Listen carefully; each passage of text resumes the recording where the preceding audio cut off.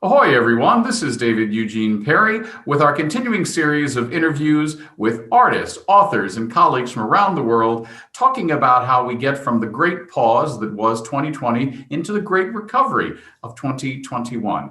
And this weekend, more important than Valentine's Day, is Lunar New Year. And as we head out of the year of the rat, into the year of the ox, I couldn't think of anyone better to speak with than author and historian Rosemary Gong, author of the seminal book, The Good Luck Life, The Essential Guide to Chinese American Culture. So welcome, Rosemary. Ni hao. Gong hei fa choi, David. Great to be here. 新年快乐. Ahoy! Ahoy!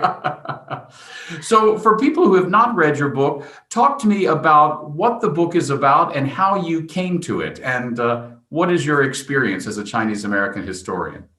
Great. Well, I'm a small town girl. I grew up in the Central Valley of California in a town called Riverbank. And when I was growing up there, my family was the only Chinese family in that town. We didn't have any Chinese language school, no ribbon dancing, no calligraphy lessons. We barely had martial arts. And so I grew up somewhat isolated and away from being Chinese, but we were very close knit with my grandparents and aunts and uncles and cousins, and we would all get together for the Chinese holidays and various milestone celebrations. And when I had graduated from college, I had the opportunity to moved to San Francisco, and I moved into Chinatown and lived right around the corner from my grandparents. And as many people know, that the generations are tasked to keep an eye out of one another. And so it was in Chinatown where I grew to be closer to my grandparents, but also much more connected with being Chinese. Then in 2001, my grandfather had passed away, and he was the last of his generation. And I had realized that it was up to my generation to step up to the task of being able to carry forward our culture and the various traditions that I had grown up with.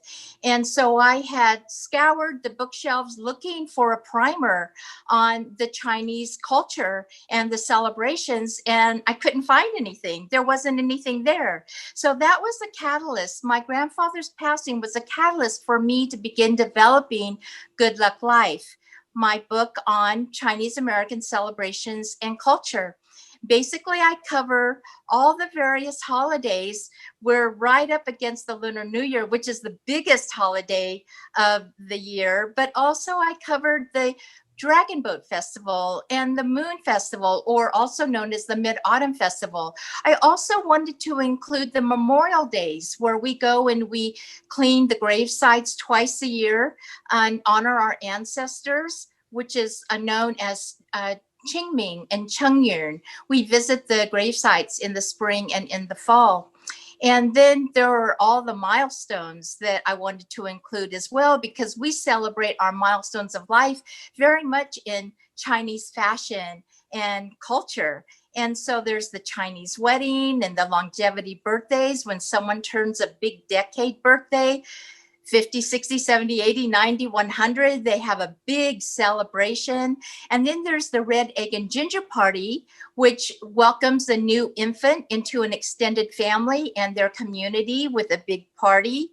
So the Chinese actually really do love to party.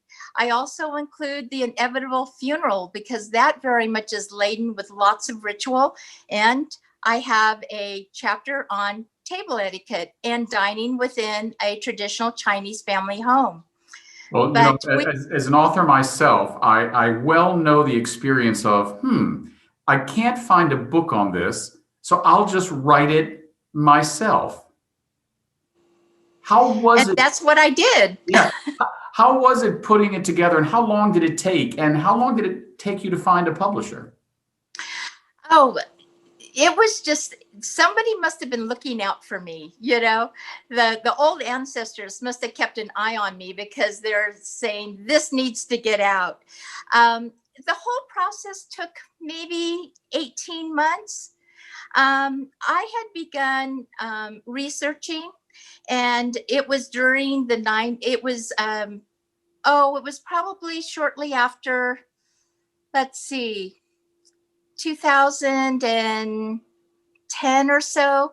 And I was working in advertising, and I had the opportunity to be laid off. And so I had a crunch of time where I was able to begin researching. I interviewed a multitude of aunties and uncles. I come from the Cantonese background, so I had that pretty well grounded. But nevertheless, after I interviewed the various aunties and uncles, I had to look beyond that. And I wanted to also include the Mandarin tradition, as well as the Taiwanese tradition. There are so many regional traditions in terms of how we celebrate and how we acknowledge various milestones, that I wanted to be able to acknowledge that there are village differences, actually, county to county differences. But I think I've got a pretty well rounded primer in terms of the ABCs, or let's just say Good Luck Life is very much a book for dummies. Chinese American Culture and Celebration for Dummies. That should be the subtitle. Well, of course, Sue Lee, longtime executive director of the Chinese Historical Society of America in Chinatown, herself from a family in Chinatown, is said to me, you must interview Rosemary Gong around Chinese New Year. And I see that you also have an incredible person that gave you a foreword, Martin Yan, as in Yan Can Cook. Tell me about how that relation came about, and the importance specifically of food to Chinese American celebrations and Chinese culture. Yes. Well, I didn't know Martin Yan when I was developing my book. And I was really debating, and HarperCollins is the publisher. And so I was very much thinking about who should write the foreword for my book, and deliberating among all the various authors and various politicians and community leaders. And one morning I just woke up and I was like, holy smokes, it's got to be Martin Yan, because there was no one but Martin who has been for decades, showing and introducing the culture through food. And I'm so enamored, and I had not met Martin before. And so Martin had published some of his books through the HarperCollins family of publishers. William Morris had did Martin's Chinatown book most recently during that time.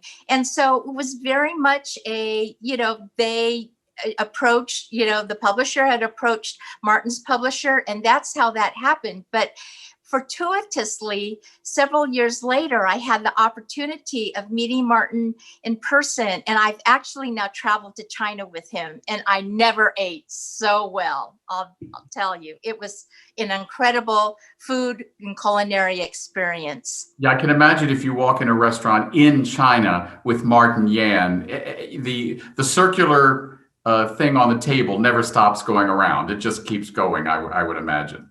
We're speaking to Rosemary Gong, historian and author of The Good Luck Life, The Essential Guide to Chinese American Celebrations and Culture.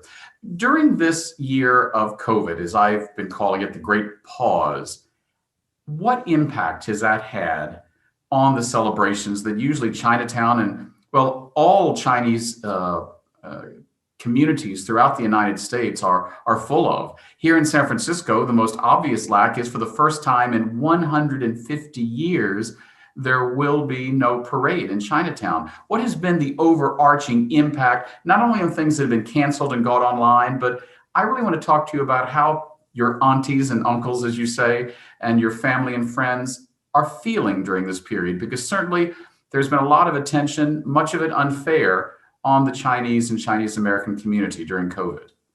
Yeah. Well, interestingly, the Chinese New Year also has a reflective aspect to it, because it is a time of renewal and new beginnings. And so traditionally, the holiday does start off somewhat quiet. And I labeled this Chinese New Year as the New Year for introverts. It's because it's the opportunity for us to be even more reflective in terms of rebuilding and thinking about how we want our futures to be. And so I was very disappointed, of course, about the parade being canceled, but we totally understand about COVID-19 and the importance that we follow the rules and we stay safe and we stay healthy, because of course, health is like the number one blessing that we all have. But as I mentioned, the time of reflection and wanting to move forward is something that I think that we're all able to really kind of strike against. And then there are things that we can still do in terms of celebrating. It'll be much smaller celebrations though. But, we might cook the family dinner at home, and maybe there'll only be 4 or 6 of us. And we'll try all of those dishes, at home, making things like ninggo. Ninggo is the Chinese New Year cake, and it's ubiquitous during these 15 days of the Chinese New Year. But, making ninggo at home, I think would be really a fun thing to do, rather than buy it in the supermarket or the bakeries as we typically do. Or making jai. Jai choy is something that we do make and is a very traditional Chinese New Year dish because it's very symbolic. It's a vegetarian dish, and all the ingredients are symbolic in terms of offering the blessings of life, longevity and health and wealth. And and it can have anywhere from 14 to 21 ingredients. And chicken is another thing that we make. Typically we have at New Year's Eve dinner. And fish is very important because fish is a symbol of abundance, because fish yu, which is the Chinese word for fish, sounds like abundance in Chinese. So it takes on that connotation. And so, of course, you've noticed probably in the restaurants and as we eat at home that fish and poultry and game is served with the head and the fins and the tail. And this, of course, is not for the shock factor, but it's because the Chinese believe that serving things in pieces is broken. So good things come whole and complete. Speaking of being whole and complete, I know you're aware of the work of a very well-known and esteemed artist that came out of or became famous because of his paintings in Khan's restaurant in San Francisco's Chinatown, the portraits of Jake Lee, which were separate for many years, but have now come together for the first time in decades as a complete collection for the Chinese Historical Society of America, and they're raising money to complete the funding to purchase the final paintings. How significant is it to American culture to have a collection like this be reunited, especially in this year when so much has been disjointed? Highly significant. It's our history. It's our Chinese American history and culture. And the fact that it's also food culture. I had the opportunity to dine at Cannes before they closed. And, I had never been to Cannes before, but I was working in an ad agency, and I had recently gotten promoted, and the lovely people there, and these are my Caucasian friends, wanted to treat me, and they took me to Cannes. And I thank them to be able to have banquet style at Cannes because of my American friends. So it was lovely. It was such a wonderful experience. And, it was very shortly after that when Cannes closed, but I really vividly remember that. They just wanted to treat me, and it was such a huge treat and honor. Right. But with the Jake Lee paintings, I can't help but think and put all of that together. And the fact that they will be all together, I think, is very significant. Well, I'm very excited. And I was going to say, I look forward to being there with you at the Chinese Historical Society to see it in person and live. We lost a lot of people. Just too many people during COVID. but one person who's very famous who died this past year, not from COVID and after a long life, not someone known for Cantonese food, but the person who brought Mandarin cuisine really to the fore in the United States, the incredible Cecilia Chang, died at 100 years old. What was the significance of the legacy of a Cecilia Chang and what she brought from China to the Chinese American experience and the Caucasian American experience? Cecilia Chang was an icon. And, and she will remain an icon forever in terms of Chinese culture. And she was a classy, sophisticated lady. The Mandarin was fantastic. And I remember dining at the Mandarin again with my Caucasian friends. and I was able to eat her delicious food. And it was new to me because I'm Cantonese. And so the flavors were so exciting, and some was vaguely familiar, but some was so new. And so she was the empress and will be always fondly remembered. Yeah, I remember there was a celebration of her life at the Chinese Historical Society, and I thought the same thing. I'd never met anyone so elegant and stately and also just friendly. And there was an incredible piece on public TV about her cooking a meal. And, she's cooking a meal for Alice Waters. I thought, listen, in our last few moments, I want to talk to you about how you are feeling this. Here we are, as we tape this is Chinese New Year's Eve, which I know from having been to China 9 times for work, worked with many organizations in Chinatown and San Francisco, having studied Mandarin, although I'm terrible at it, and having worked on the Chinese New Year parade. In the same way that for those of us who celebrate Christmas, Christmas Eve is so much more about family than Christmas Day. Chinese New Year's Eve is all about family. How do you feel this Chinese New Year's Eve? A bit reflective, as I mentioned, and but positive.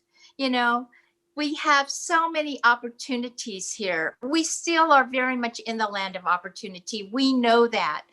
We can live the American dream. We're living the American dream. If my grandfather had not immigrated here, I wouldn't be here, and I'm not so sure I would want to be back in Guangdong, China. But nevertheless, I've embraced it and I've been given an opportunity. And as everyone else, I'm sure that they're looking positively at this time as well. We're survivors. The Chinese people understand perseverance. And even though this year we understand about rebuilding and resetting and having to set a new course, but nevertheless, right around the corner will be the year of the tiger, and we will all be celebrating, when February 1st, 2022 rolls around, and we understand this. So it's a part of our history. Yeah, and a hopeful history, as you're right. The Chinese people are optimistic and forward-looking. Just this morning, I exchanged messages with Betty Louie, and we were saying, well, we won't be able to be at Mr. Jew's this New Year's Eve, but I said, make my reservation now for the year of the tiger. We're there. So January 31st next year, let's all get together at Mr. Jew's or someplace like that. Thank you so much. We've been speaking with Rosemary Gong, author of The Good Luck Life, The Essential Guide to Chinese American Celebrations and Culture. Go online, buy the book. It is a must read for those of you who love history and any sort of celebrations of culture, specifically Chinese and Chinese American. www.goodlucklife.com. Any closing thoughts for us, Rosemary? Gong hei fat choice and nin fai luck. I see. And as they would say then in Mandarin or Beijing, since I don't speak Cantonese, Xing Ling Kuai La. So this is David Perry, or I should say, Wo de Min Se Shu Pei Da Wei. Ahoy. Ahoy.